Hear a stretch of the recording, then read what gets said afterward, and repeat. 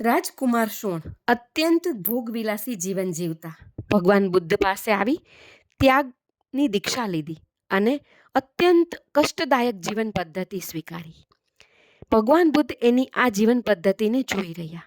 એક વખત ભગવાન બુદ્ધે 2 વીણા મંગાવી અને રાજકુમારને બોલાવ્યો. એક વીણાના તાર એકદમ ઢીલા અને એકના એકદમ તંગ. શોણને વીણા વગાડવા માટે કહ્યું. શોણે જવાબ આપ્યો, પ્રભુ, આ વીણા વગાડી ના શકાય. ત્યારે ભગવાન બુદ્ધે એને કહ્યું, શોણ, જે રીતે વીણાના તાર અત્યંત તંગ હોય અને અત્યંત ઢીલા હોય તો જીવન સંગીત પ્રગટી શકે નહીં, એ જ રીતે જીવનમાં અતિ કઠોર દેહ દમન હોય કે અત્યંત ભોગવિલાસ હોય તો જીવન સંગીત પ્રગટી શકે નહીં. બંનેની વચ્ચે જે મધ્યમ માર્ગ છે એ જ સત્ય છે.